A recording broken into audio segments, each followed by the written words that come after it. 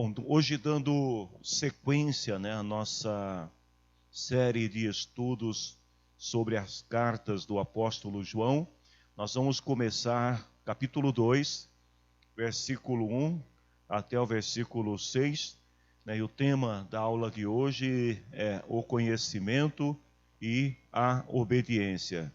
João diz assim: meus filhinhos, escrevo isso a vocês para que não pequem. Porém, se alguém pecar, temos Jesus Cristo que faz o que é correto. Ele nos defende diante do Pai. É por meio do próprio Jesus Cristo que os nossos pecados são perdoados. E não somente os nossos, mas também os pecados do mundo inteiro. Se obedecermos aos mandamentos de Deus, então temos a certeza de que o conhecemos. Se alguém diz, eu conheço, mas não obedece aos seus mandamentos, é mentiroso e não há verdade nele.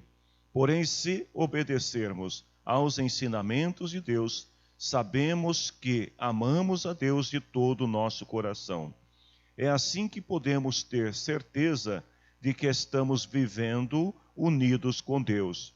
Quem diz que vive unido com Deus, deve viver como Jesus viveu. Amém?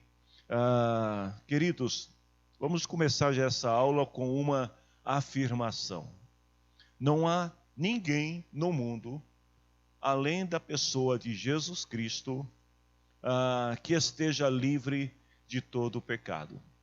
Então nós já começamos a aula com esta afirmação, que todos nós pecamos, todos os seres humanos, de todos os tempos, de todas as eras.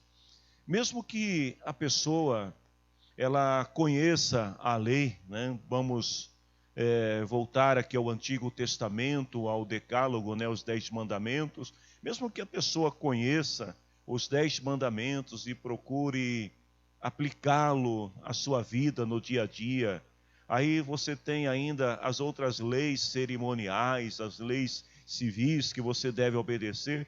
Vamos imaginar, algo que é totalmente utópico, mas vamos imaginar um ser humano capaz de cumprir toda a lei, de seguir toda a lei na íntegra. Mesmo que ele o faça, ainda, vez ou outra, ele vai cair em contradição. Ele vai deixar passar alguma determinação da lei. Ou seja, todos nós pecamos. E mesmo que também, então, vamos agora levar ao extremo, de alguém que seja capaz de cumprir toda a lei na íntegra. Mas vamos pensar em alguém que tem um padrão, que nós consideramos aí como sendo uma pessoa certinha. Mesmo que a pessoa faça tudo certinho, ainda tem a lei interior. E esta lei, ela não pode ser vista pelos outros. Então, mesmo que a pessoa tente fazer tudo certinho, de vez em quando, ela vai se sentir também pecando, ou melhor, contradizendo esta lei interior. Não há ninguém que não peque. Qual o remédio que existe para a pessoa que caiu em pecado? Esta é a grande pergunta, no início desta aula. Qual é o remédio para a pessoa que caiu em pecado? João, ele dá a resposta. E ele diz o seguinte: nós temos um defensor, nós temos um advogado. Então vejam que João, ele começa, o versículo que nós lemos aí, o primeiro versículo, meus filhinhos, noutra tradução vai dizer queridos filhos ou meus amigos. João já começa com um tom bastante amoroso, deixando claro que ele tinha essa autoridade apostólica sobre aqueles a quem ele se dirige, mas ele também fala num tom assim de alguém que tinha uma idade mais avançada, que já tinha experimentado a graça de Deus inúmeras vezes em sua vida. Então, investido desse amor, João ele começa dizendo assim: meus queridos filhos, ou meus filhinhos, meus queridos amigos, dependendo da versão. E ele traz uma palavra de conforto quando ele diz assim: se alguém pecar. Então vejam que João, ele não está afirmando aqui que os seus leitores estavam vivendo em pecado. Mas ele está deixando bem claro aqui que eles poderiam vir a pecar, ou seja, a pessoa que está em comunhão com Deus, o pecado não tem domínio sobre ela. Mas João diz: olha, mas se alguém vier a pecar. Então João deixa bem claro aqui que ele tem ciência da fraqueza humana. João tem ciência aqui de que o poder sedutor de Satanás pode levar alguém a cometer o erro. Então ele diz assim: olha, vocês não precisam se desesperar e achar que pelo fato de vocês terem falhado, em algum momento vocês perderam a oportunidade de serem agraciados por Deus com a salvação e com o perdão. Eu me lembro, numa certa ocasião, que eu estava conversando com uma pessoa, e esta pessoa tinha sido casado, frequentava uma determinada igreja, e ele aprendeu ali algumas coisas que são importantes, né? Como, por exemplo, que o casamento ele é indissolúvel e etc. Tal. Mas aconteceu um problema na vida daquela pessoa, que não do rapaz, mas envolvendo a sua esposa, que acabou com o casamento deles.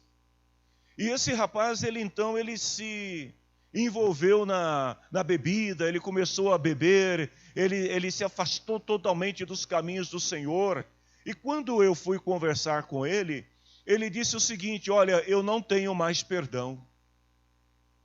E eu lhe perguntei: por que você não tem mais perdão? Aí ele contou a sua história, que ele teve um casamento que foi destruído por decisão da esposa, e que por causa disso, então, ele se entregou ao pecado, e ele estava vivendo uma vida totalmente torpe aos olhos de Deus. E é interessante que, por mais que eu tivesse falado a ele naquela época, eu era bastante jovem, já faz algum tempo, aquele rapaz, ele não aceitou que ele pudesse receber o perdão de Deus novamente. Então João está chamando aqui a atenção dos irmãos, dizendo o seguinte: olha, não é para você ficar pecando, mas se todavia, se você pecar, lembre-se disso. Nesta luta contra o pecado, nesta batalha contra a própria carne, você tem um advogado, você tem um defensor que te entende, que te compreende e que não quer que você permaneça separado de Deus. Porque todo aquele que peca, se não houver arrependimento, se não houver uma conversão, esta pessoa vai estar afastada de Deus. Pode até estar dentro de uma igreja, de uma comunidade, pode até, sei lá, ter uma Bíblia debaixo do braço, mas se esta pessoa não se arrepender, ela está afastada de Deus. Mas João encoraja os irmãos aqui dizendo o seguinte: gente, se você falhou, se você errou, seja um pecado, né, vamos dizer assim, um pecado encoberto, um pecado interior, ou seja, um pecado manifesto que se tornou notório à congregação, lembre-se disso, nós temos Jesus Cristo, que é o nosso advogado. Lendo essa palavra aqui, eu fiquei imaginando João na figura de um pastor da igreja, e alguém que caiu em pecado, cometeu uma falha grave. E aí a pessoa vai até João, o pastor, e diz para ele: pastor, o que eu devo fazer? Eu pequei.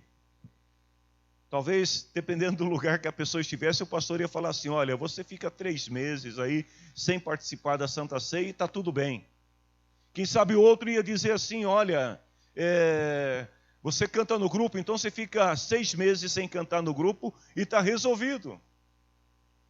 Mas João, ele não diz isso, porque João entende que estas coisas embora estejam relacionadas à disciplina e sejam importantes, elas não garantem o perdão. Quantas pessoas que são removidas da comunhão da igreja porque cometeram um pecado e depois de um tempo elas voltam à comunhão e praticam novamente o mesmo pecado.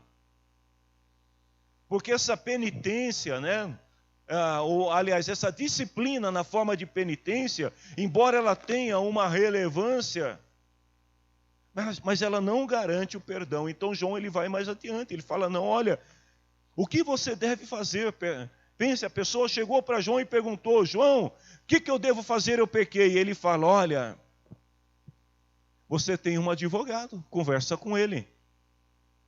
Explica para ele te entende. Só que tem uma coisa que João diz aqui, ele faz o que é correto. Em outra versão diz, ele é justo.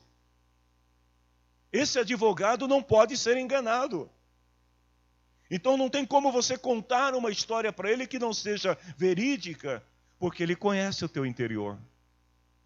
Ou seja, como eu disse na aula passada, com ele você tem que jogar limpo. Você tem que falar a verdade, porque ele conhece e ele sabe realmente se aquilo que você praticou, o ato que você cometeu, a falha, se realmente foi uma coisa de falta de vigilância, imprudência, ou se foi uma coisa voluntária, que você vai novamente voltar a fazer, porque ele conhece o teu coração. Então vejam, queridos, mesmo que um crente cometa pecado, ele ainda continua sendo filho de Deus. A comunhão entre pai e filho ou filha são interrompidos por causa do pecado, mas a relação da filiação pai e filho continua valendo, a não ser que o filho não queira mais ser filho. Então mesmo que a pessoa cometa um pecado, mas se ele se arrepende, ele alcança o perdão. E como é que a comunhão com Deus é restaurada? João diz, Jesus, o advogado, o conselheiro, o ajudador, depende da versão de cada um, ele diz assim, ele nos defende diante do Pai, ou seja, ele fala em nossa defesa. Agora, vamos imaginar então o acusado, né? Aquele que pecou perante o tribunal. Ele vai precisar de um advogado que seja nomeado pelo tribunal para representá-lo. Então Deus, ele é o autor da ação, ele declara na sua palavra que todos pecaram, não há um justo sequer. Então Deus é o autor da ação, ele declarou que todos pecaram, mas ao mesmo tempo, ele também nomeia em seu tribunal, ele nomeia um filho, Jesus Cristo, como nosso intercessor, que vai nos ajudar diante dele. Então, mesmo sendo pecadores, nós temos o melhor defensor possível. Nós temos Jesus Cristo. Lá em Hebreus capítulo 2, versículo 11. Olha o que o escritor aos Hebreus diz assim, que ele é não apenas aquele que perdoa os nossos pecados, mas nós também temos um outro privilégio maior. Esse advogado que te defende, ele é também o teu irmão. Olha o que o escritor aos Hebreus diz, Jesus purifica as pessoas dos seus pecados. E todos, tanto ele como os que são purificados, têm o mesmo Pai. É por isso que Jesus não se envergonha de chamá-los de irmão. Então ele não é apenas o teu advogado, ele é o teu irmão. Ele é aquele que anda com você, que conhece você, e é aquele que te defende. Hebreus capítulo 4, versículo 15, o escritor aos Hebreus, ele diz assim, olha, ele é o teu advogado, ele é o teu irmão, e outra, ele conhece as tuas fraquezas. O nosso grande sacerdote não é como aqueles que não são capazes de compreender as nossas fraquezas. Ele entende perfeitamente como você é. E é interessante, irmãos, que Ele conhece cada um de nós nos mínimos detalhes. Ele sabe como que cada um de nós reage em cada situação. E Ele sabe o porquê cada um de nós pecou quando nós cometemos alguma falha. Então Ele fala assim, Ele é o nosso grande sacerdote, mas Ele não é como aqueles que não compreendem as nossas fraquezas. Vamos voltar um pouquinho na história, no período dos sacrifícios, em que o judeu cometia uma falha, aliás, ele passava o ano inteiro pecando, e aí ele viajava num determinado tempo para ir ao templo sacrificar ao Senhor. Então ele chegava lá e ele escolhia lá um animal, de acordo com as suas posses, entregava ao sacerdote, e o sacerdote ia lá e matava o animal, imolava o animal, intercedia por ele e pronto, está perdoado. Mas esse sacerdote, ele não entendia, ele não sabia exatamente quais eram as falhas, as motivações, o que estava no interior daquele que lhe entregava o animal para o sacrifício. Agora o escritor aos Hebreus diz assim, que este grande sacerdote, que é Jesus, ele compreende as nossas fraquezas. Então, quando você vai a Ele em oração para pedir perdão, Ele já está vendo tudo. Ele está vendo o teu passado, o teu presente, o teu futuro. Ele está vendo a sinceridade na tua declaração. Ele sabe o que você está pensando naquele momento. Olha, eu vou aqui pedir perdão, mas daqui a pouco a gente volta a fazer o que fazia antes. Não, Ele sabe tudo.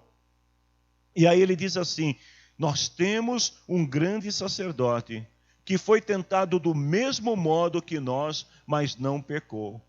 Então, quando você ora e fala assim, Senhor, o Senhor sabe, eu sou fraco. E aí Ele olha para você e diz, realmente você é fraco.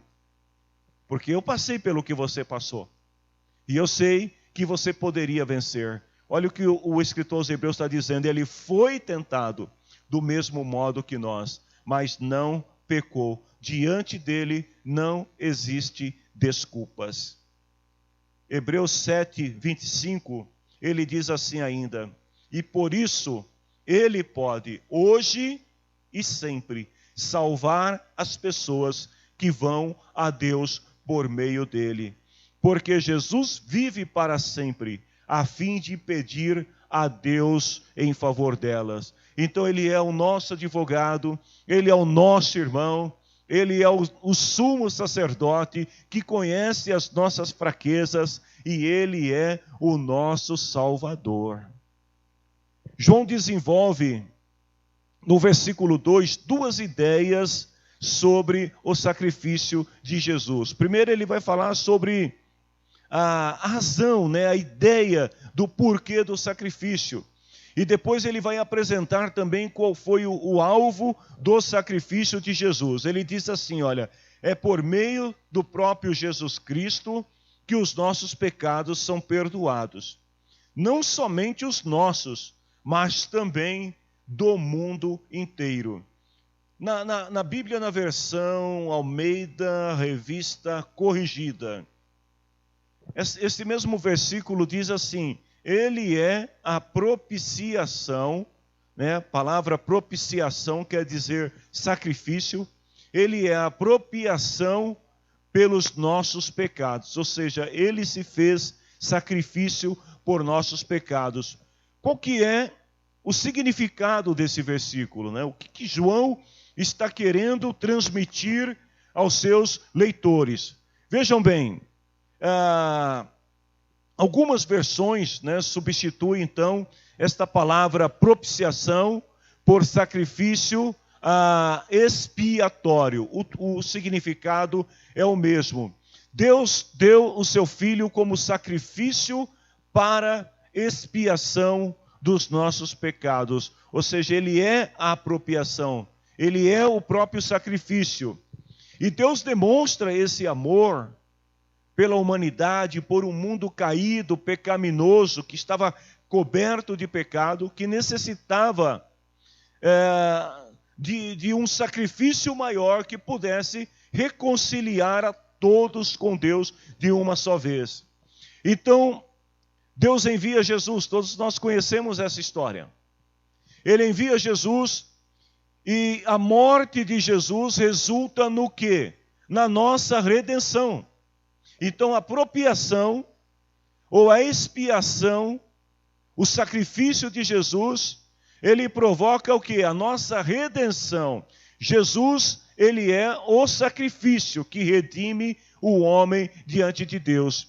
Então, é isso que João está dizendo aí no versículo 2. E em relação à separação entre o homem e Deus, ele traz o que? A reconciliação. O sacrifício de Jesus, ele une a humanidade que estava caída com um Deus que é santo. Ele faz essa ponte. Lá em 2 Coríntios 5, 2 e 20, Paulo fala assim: estamos aqui falando em nome de Cristo, como se o próprio Deus estivesse pedindo por meio de nós. Aí Paulo diz assim: em nome de Cristo nós pedimos a vocês que deixem que Deus os transforme de inimigos em amigos dele. Então havia um grande abismo separando humanidade caída de um Deus santo. De um lado, uma humanidade que se tornou inimiga de Deus por causa de seus pecados. Ou seja, não existe meio termo. Se não houver justificação, se não houver redenção, remissão, se não houver expiação, esta humanidade que está aqui caída, acompanha o raciocínio comigo, tá? A humanidade aqui, olha. Essa humanidade que está caída, se não houver esse sacrifício para conectá-los novamente com Deus, não tem salvação. Então Jesus, ele vem e ele se torna este elo que conecta a humanidade que estava caída, mas através de Jesus ela é redimida e se reconcilia com Deus. Sem ele não existe expiação. Então Paulo, ainda em 2 Coríntios 5, 21, ele fala assim: que em Cristo não havia pecado, mas Deus colocou sobre Cristo a culpa dos nossos pecados para que nós, em união com Ele, vivamos de acordo com a vontade de Deus. Então aqui a gente está separado, mas quando a gente vem para o centro, onde está Cristo, os nossos pecados, na medida que nós caminhamos com Cristo, nós somos purificados por Cristo, e aí temos comunhão com Deus. A reconciliação, portanto, ela se dá através de Jesus. E João está deixando bem claro aqui que esse foi o principal propósito do sacrifício de Cristo.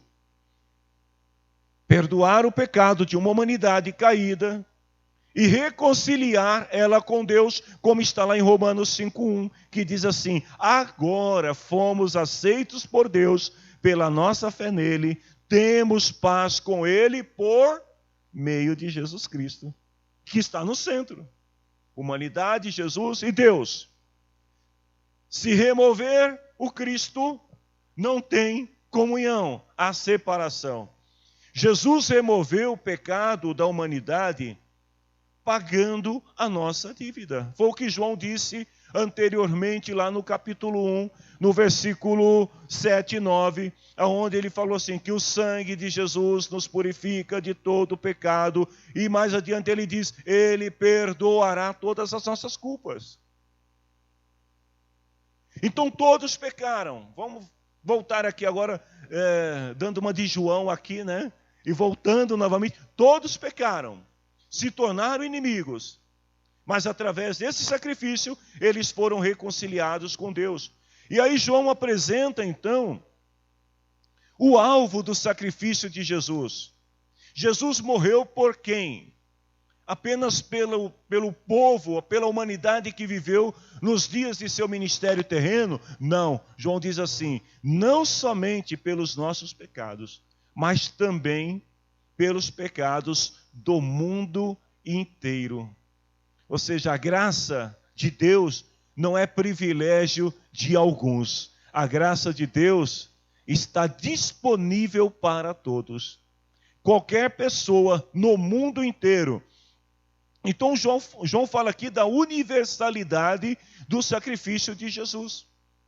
Esse sacrifício tem valor tanto para os judeus quanto para os gentios.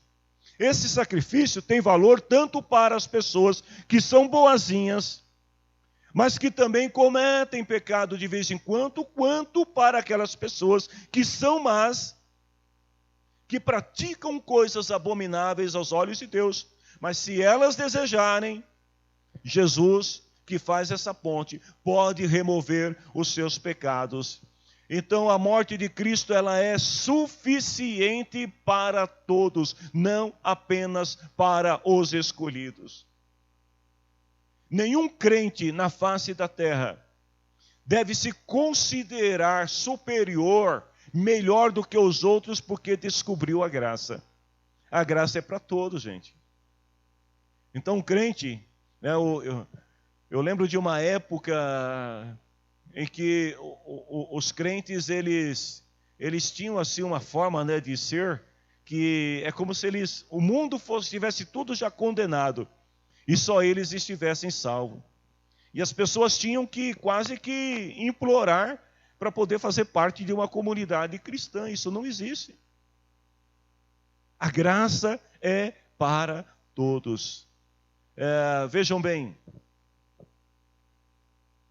Calvino, né, ele faz até uma observação em relação a essa universalidade da graça, onde ele fala assim que a frase mundo inteiro não abrange todas as criaturas que Deus fez. Ou seja, embora o comentário de que a graça de Deus ela é universal, mas ela não abrange a todos.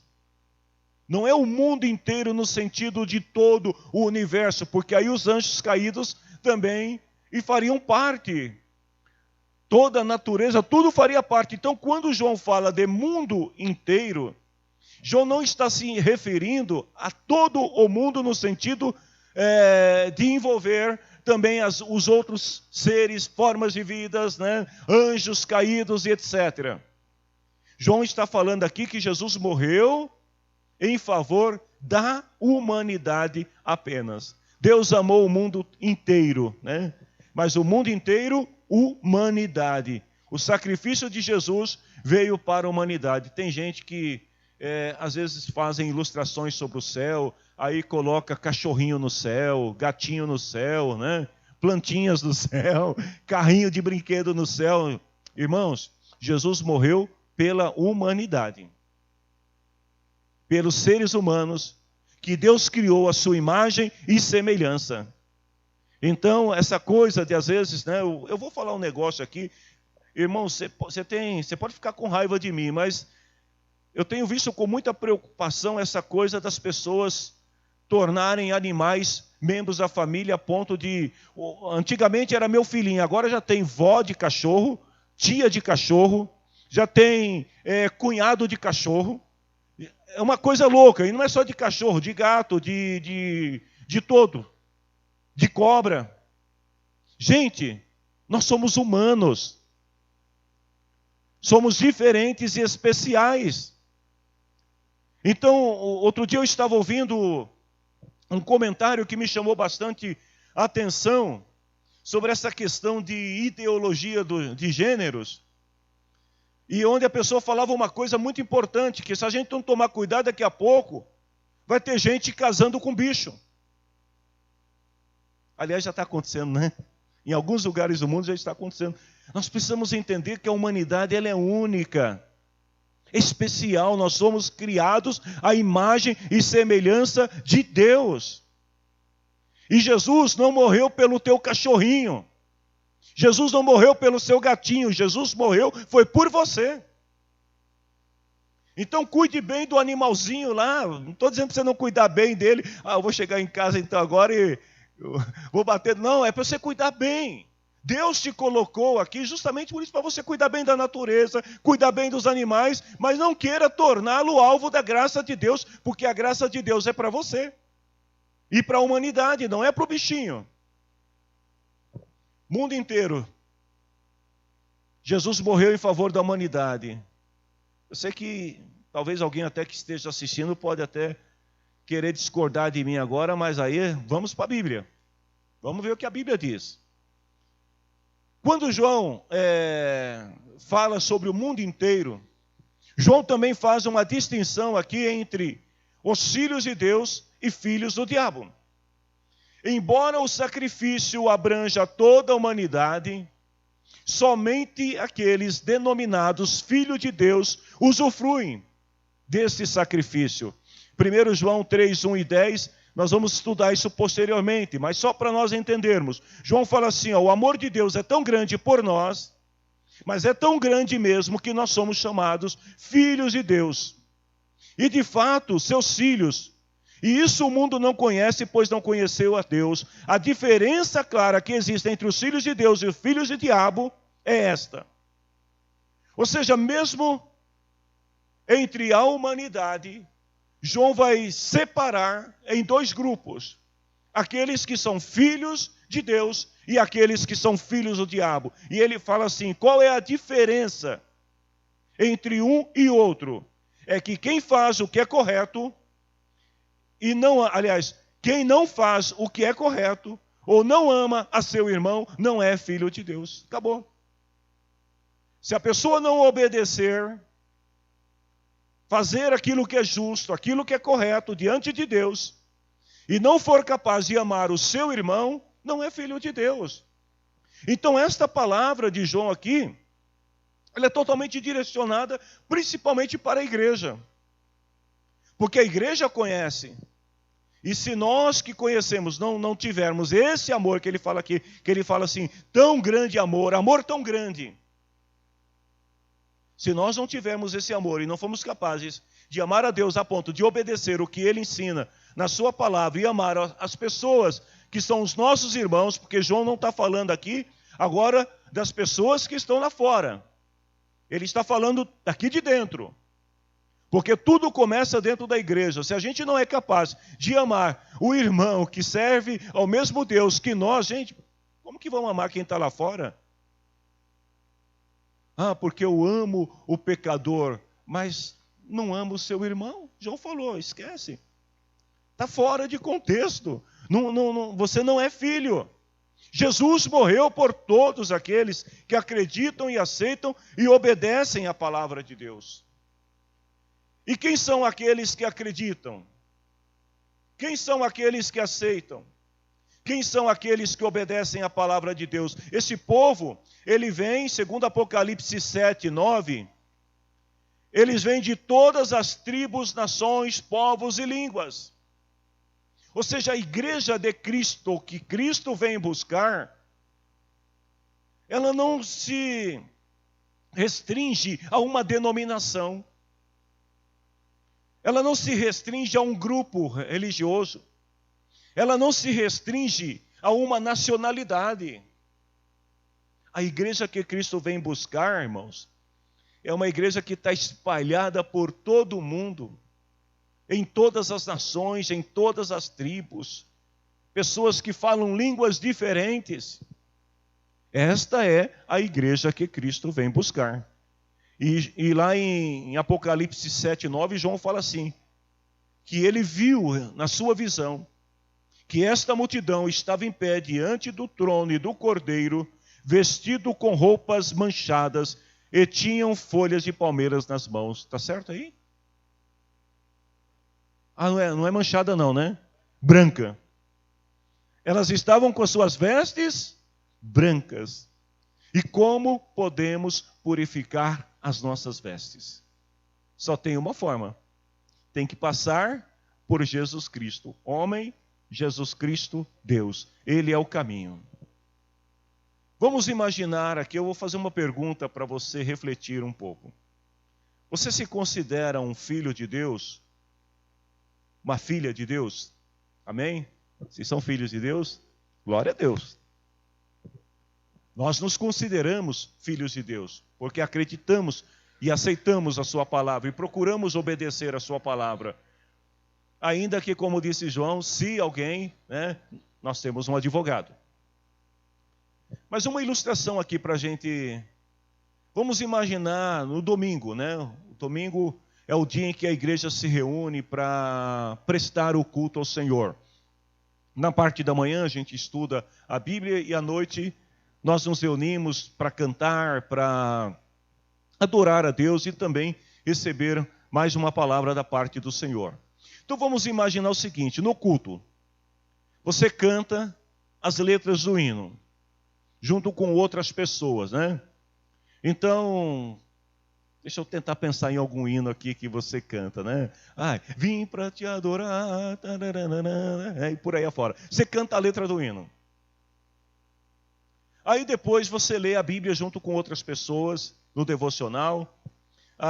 Você ouve a mensagem, você recebe a mensagem, e aí você sai do culto renovado.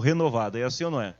A gente sai do culto e fala assim, Deus, muito obrigado, porque o Senhor falou comigo.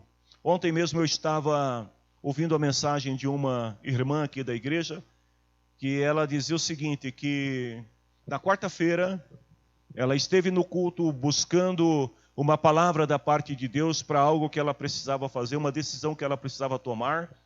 E Deus falou com ela na quarta-feira de uma forma muito especial e ela entendeu que era o Senhor e ela tomou a decisão correta. Então você está no culto, aí você adorou, você leu a Bíblia, você recebeu a mensagem, uau, eu vou para casa, Deus vai me dar uma semana de vitória e por aí afora. Segunda-feira, olha, dia abençoado, mas na terça-feira você caiu em pecado. E é interessante, irmãos, que o pecado, eu sempre gosto de usar a figura do balde, e o pecado são os furinhos que tem no balde. Mas tem pecado que não é um furinho, não. Tem pecado que tira o fundo do balde. E aí a graça sai de uma vez, sabe? Você estava revestido de Deus, não é que você vai perdendo a conta-gotas, não. Você está cheio da graça de Deus, aí você fez uma coisa, uma besteira que você não deveria fazer. E aí a tampa sai, a graça vai toda embora. Como saber que se você ainda é um bom cristão, se você ainda é filho de Deus? Aí nesses momentos de incertezas, de dúvidas, a tua mente começa a te questionar. É assim que acontece. Aí a mente começa a dizer para você o seguinte, já era, pecou. Não tem mais jeito. Você viu a besteira que você fez? Você viu o que você falou? Você viu que você se precipitou? E aí a mente começa a processar. E junto com a sua mente, vem alguém que a fomenta mais ainda, que é Satanás, o acusador. E aí ele começa então a te acusar, e ele começa a dizer para você, você não é um bom crente. Você é uma vergonha. Você é uma vergonha para a família, você é uma vergonha para a igreja, você é uma vergonha para Deus. Como você tem coragem? Como você se sente quando você está em pecado, você cometeu o pecado e ainda você vai lá evangelizar o outro, você vai falar do amor de Deus para outra pessoa e você está aí nessa condição, seu balde está sem tampa, aliás, sem fundo. A graça saiu. E aí, para complicar um pouquinho mais a sua situação, alguém da igreja ficou sabendo o que aconteceu. E esse irmão é daquele que tem um hino na harpa que fala assim, conte as bênçãos, dizem quantas são. Esse irmão, ele não conta a bênção, esse irmão é o contrário desse hino. Quando ele sabe que alguém cometeu uma falha, o que ele faz? Ele dá um jeitinho de espalhar dentro da congregação. E aí ele chega para alguém que, tal como ele, e fala assim, olha, eu vou te falar, mas não conta para ninguém. Que fique só entre nós. Aí aquele sai e fala para o outro, olha, é só entre nós aqui, o irmão falou, mas ó, não fale para ele que eu falei para você. E daqui a pouco a igreja inteira está sabendo. A igreja fica triste. É assim ou não é, irmãos? Aqueles que são crentes, quando vê um de seus irmãos caindo, a gente fica triste. Eu não fico feliz. Às vezes eu me vejo a ver algumas fotos, imagens de pessoas que andaram conosco, que caíram, e o meu coração se entristece muito. Ontem eu estava assistindo um vídeo de um cantor que ele esteve aqui na nossa igreja há muitos anos atrás, quando ele ainda era criança e já se apresentava na TV e fazia muito sucesso. no meio cristão, era um garoto ainda. E ele cresceu, acabou sendo envolvido pela fama, pelo sucesso, pelo mundo, se tornou um viciado em drogas, se afastou de Deus totalmente. Ontem eu estava ouvindo um vídeo dele, onde ele estava falando e fazendo apologia aos usos da droga e dizendo que era um mal barato. E eu vi aquele homem hoje e fiquei imaginando assim, Senhor, alguns anos atrás ele cantou em nossa igreja.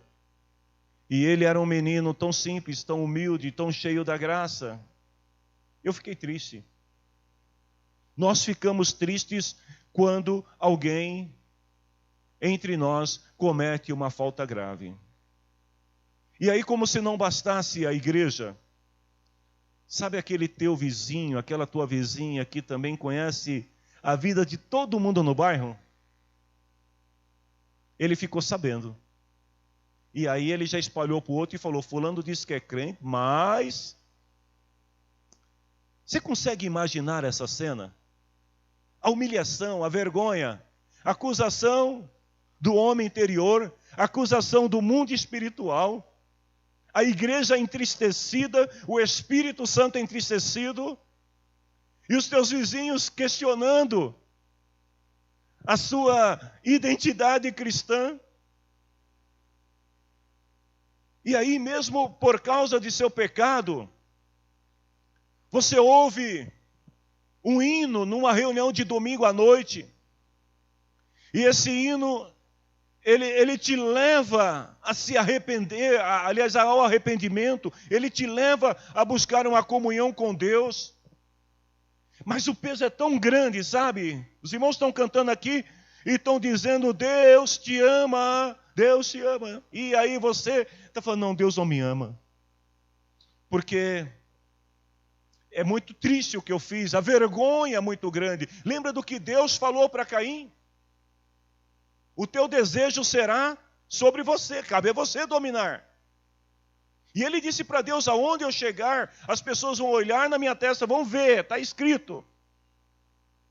E aí você já não tem mais certeza de salvação. E aí é terrível quando isso acontece. Você já não sabe mais se vale a pena estar ou não estar servindo a Deus.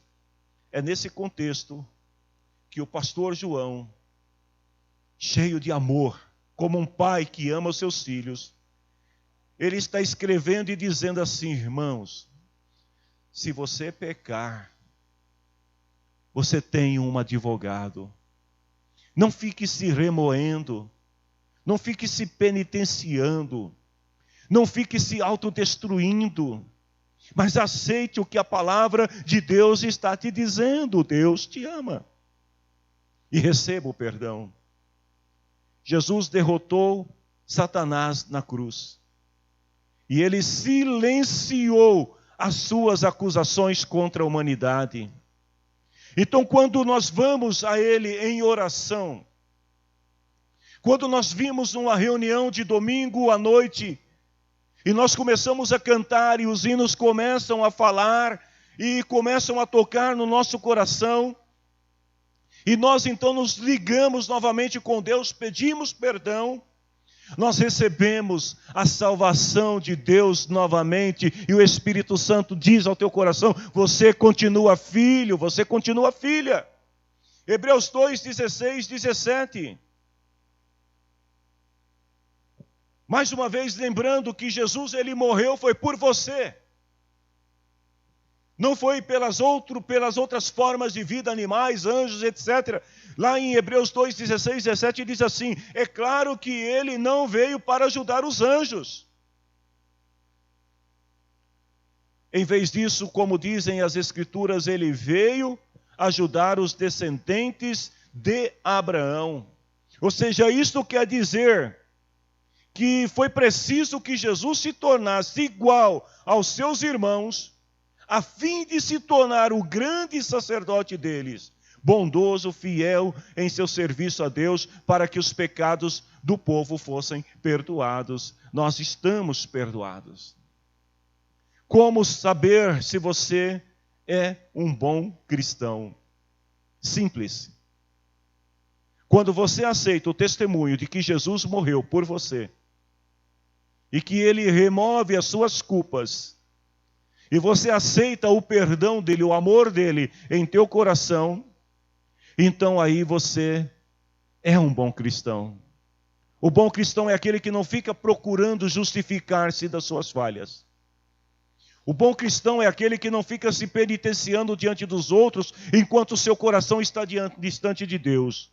O bom cristão é aquele que reconhece Jesus Cristo, o sacrifício, aquele que se fez propiciação em nosso lugar para que nós fôssemos perdoados. E aí, movidos por esta gratidão, vejam bem, movidos por esta gratidão de que Jesus Cristo morreu pelos nossos pecados e nos perdoou, nós então nos colocamos em prontidão, ou seja, nós nos dispomos a obedecer os mandamentos de Deus e fazer a sua vontade. Não é por imposição.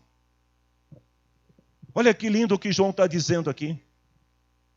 Ou seja, não é porque o pastor mandou que você vai fazer.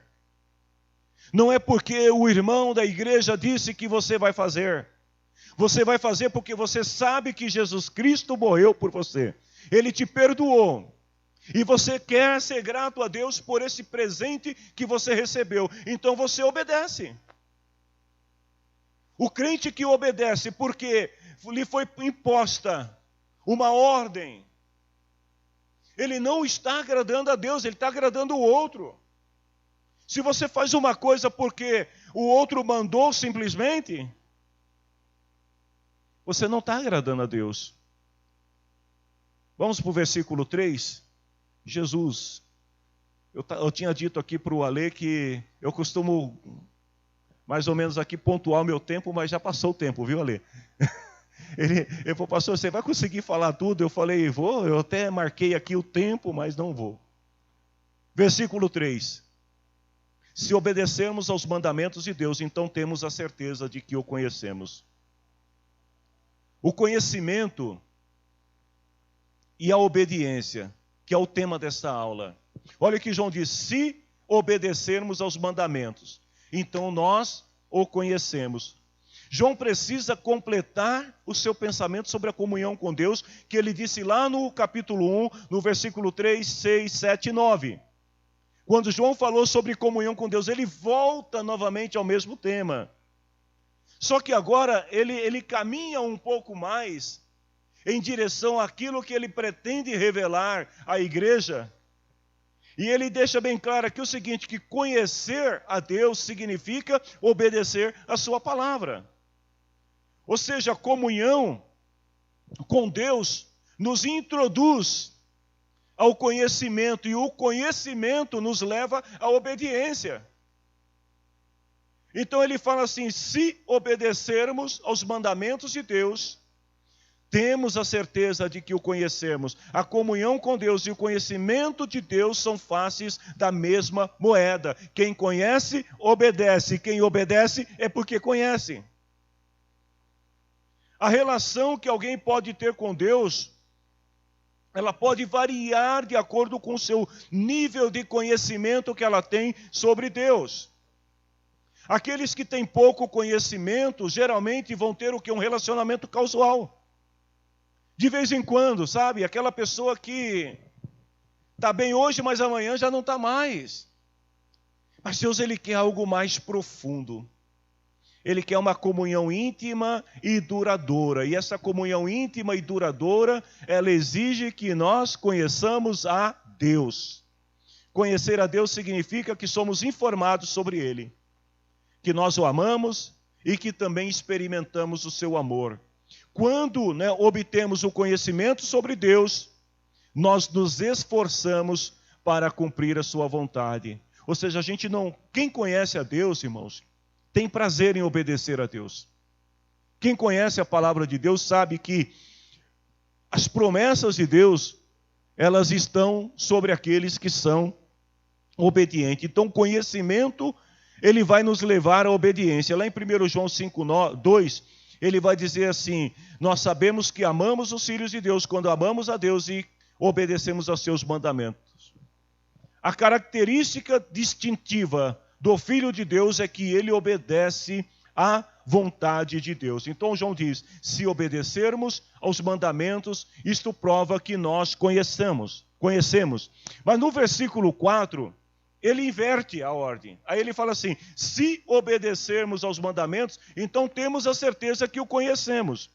Se alguém, versículo 4, diz assim, eu conheço, mas não obedece aos seus mandamentos, é mentiroso e não há verdade nele. Porém, se obedecermos aos ensinamentos, sabemos que amamos a Deus de todo o nosso coração. Então, mais uma vez, João vai voltar agora ao que ele tinha dito anteriormente, lá no capítulo 1, no versículo 6, 8 e 10, onde ele apresenta os aspectos negativos desta relação de comunhão com Deus. Então, novamente, ele volta ao tema e agora ele classifica essas pessoas que dizem que conhecem, mas não obedecem como mentirosos. Como você conhece se você não obedece? Lá em Tito, capítulo 1, versículo 16, para João, essas pessoas, eles são vamos dizer assim, uma mentira ambulante. Sabe? É aquela pessoa mentirosa que anda dizendo, eu conheço, mas não está fazendo a vontade de Deus. Tito corrobora Paulo, corrobora com João, quando ele escreve a sua carta a Tito e diz assim, eles dizem que conhecem a Deus, mas o que eles fazem mostra que isso não é verdade. O que não é verdade é o quê? Mentira. Estão cheios de ódio, são rebeldes e não são capazes de fazer nenhuma coisa boa. Então, voltando a João, ele diz assim, esta pessoa que diz que conhece, mas não obedece, ela é mentirosa, não há verdade nela. Vejam bem que a ênfase desse versículo, aliás, dessa expressão, não há verdade nela, está nela, na pessoa. Ou seja, a pessoa que diz que conhece, mas não obedece, na verdade, ela ainda não experimentou a plenitude de Deus na sua vida. Então ela acha legal ler a Bíblia, falar da Bíblia, ela acha legal participar de um culto numa igreja, ela acha legal estar junto com o pessoal do bem, mas ela mesmo ainda não experimentou a plenitude. Então quando João diz, ela conhece, mas não obedece, então ela é mentirosa, e como se não bastasse, a verdade que é Cristo não está nessa pessoa. Lá em Hebreus, capítulo 1, versículo 2, o escritor aos Hebreus deixa bem claro que Deus, ele nos fala por meio do seu Filho, que é a verdade. Ou seja, a pessoa que ama a Deus, ela obedece a sua palavra. Está lá em João 14, 23. E todo aquele que obedece a palavra de Deus, experimenta o amor ilimitado de Deus.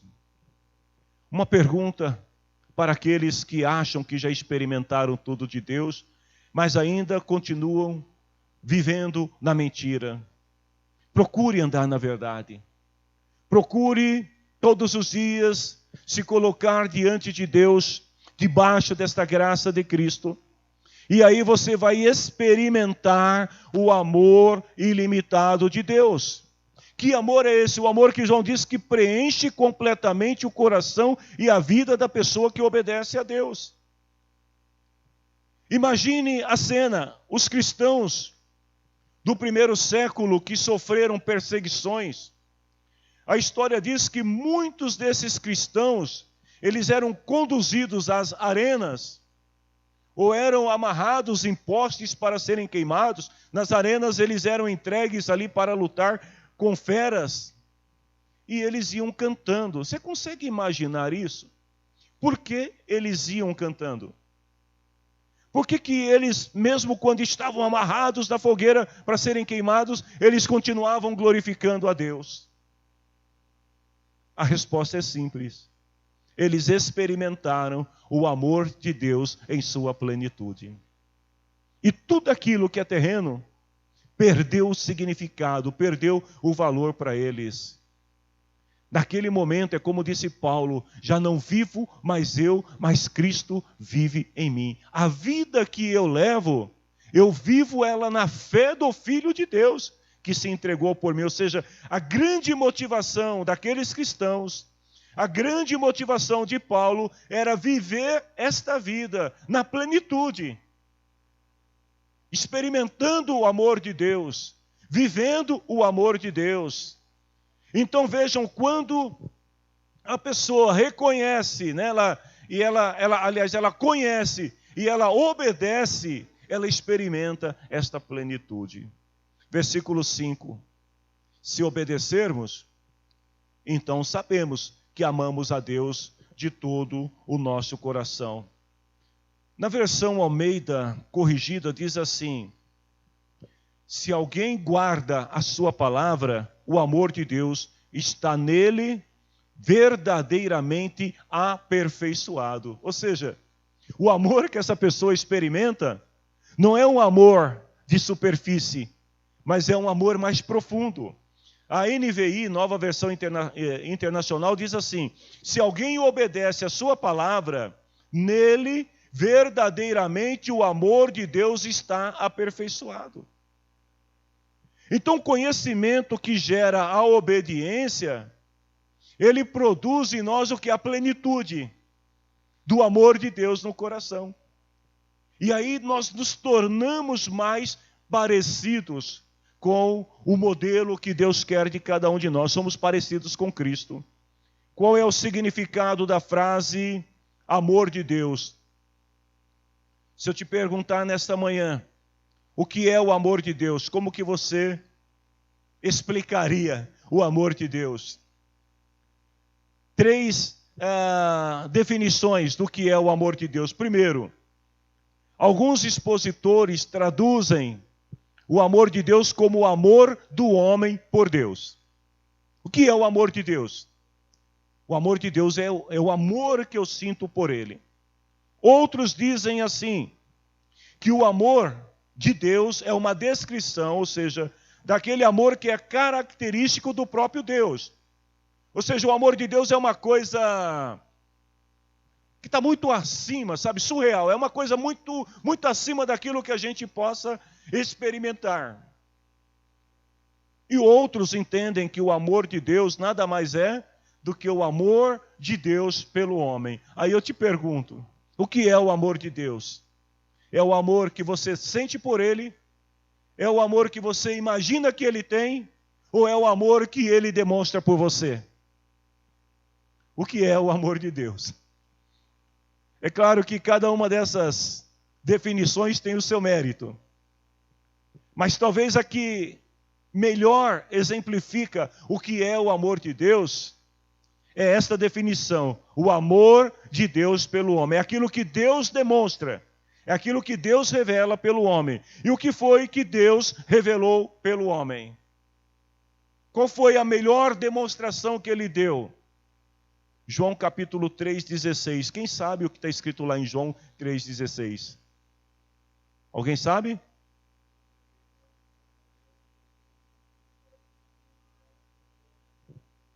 Ele amou tanto o mundo que aí ele pegou lá um anjo e falou assim, desce lá e... Não. Ele deu o seu único.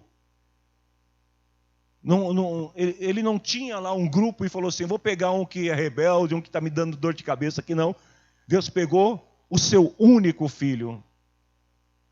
Em primeiro lugar. Então nós vamos ver que aquele que diz que conhece o amor de Deus, mas não obedece, João fala, não há verdade nele. Ou seja, porque tanto a verdade quanto o amor se originam aonde? Em Deus. E se a pessoa não tem a verdade, então ela não tem Deus no coração.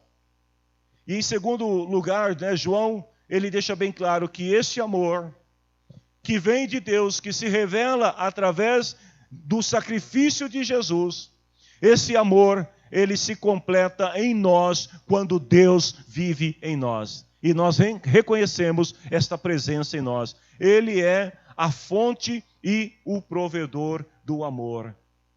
Você quer amar o seu irmão como Deus te ama? Então nós precisamos ter o amor de Deus em nosso coração. Esse amor que vem de Deus. Não é o amor que a gente tem, o amor natural, mas é um amor divino, é um amor espiritual. Versículo 5, o final do versículo 5 e o versículo 6 diz assim: assim que podemos ter certeza de que estamos unidos com Deus. Quem diz que vive unido com Deus, deve viver como Jesus viveu. A maioria dos estudiosos entendem que o versículo 5, na verdade, a segunda parte dele é um início do versículo 6. Outros entendem que, na verdade, seria um versículo à parte. Mas vamos seguir a tendência da maioria dos estudiosos, que dizem que o final do versículo 5 é o início do versículo 6. Como sabemos que estamos unidos com Deus? João diz assim: podemos ter a certeza de que estamos unidos com Deus. Então a pergunta é: como sabemos que nós estamos unidos com Deus? Simples. Não tem segredo. Aquele que diz que vive unido com Deus deve viver como Jesus viveu. E aí, uma pergunta para nós refletirmos neste dia de domingo e nos dias que seguem. Nós estamos vivendo como Jesus Cristo viveu? Veja, eu não estou falando aqui da cultura, dos costumes. Não é para você chegar em casa, ir lá no Google, procurar uma veste que mais ou menos represente os tempos que Jesus viveu, o seu ministério terreno na terra, e passar a se vestir como tal. Não é deixar a barba crescer, né? O cabelo crescer para ficar parecido com Jesus. Não é nesse sentido. Mas é viver a vida de Jesus. Nós estamos vivendo como Jesus viveu. Quando nós temos comunhão com Deus, sabemos que Deus está em nós, nós então vivemos como Jesus viveu. Queridos, não são os usos e costumes, não são as imposições, não são as regras estabelecidas por homens, por líderes religiosos, que vão nos tornar aceitáveis diante de Deus. O que vai nos tornar aceitável diante de Deus, voltando ao tema comunhão, que João falou no capítulo anterior e que agora ele fala sobre o conhecimento que gera obediência, e esta obediência vai gerar o quê? Comunhão. Então João volta novamente ao mesmo tema. Se nós conhecemos, se nós obedecemos, então nós vivemos nele. E se vivemos nele, a forma de saber que nós somos, de fato, a igreja de Cristo, a igreja de Deus, é viver como Jesus viveu. Atos capítulo 17, 26. Nele vivemos, nele movemos e nele existimos. Nós somos filhos dele. Vejam bem, nele vivemos. Mover, existir, é tudo. Devemos seguir o exemplo que Jesus deu. Versículo 6, para terminar. Quem diz que vive unido com Deus deve viver como Jesus Cristo viveu. Ou seja, a nossa vida precisa estar em harmonia com o que a palavra de Deus ensina. A nossa vida precisa estar em harmonia com os princípios que Jesus viveu e que Ele nos ensinou. Amém, irmãos? Que Deus em Cristo nos abençoe. Vamos nos colocar em pé?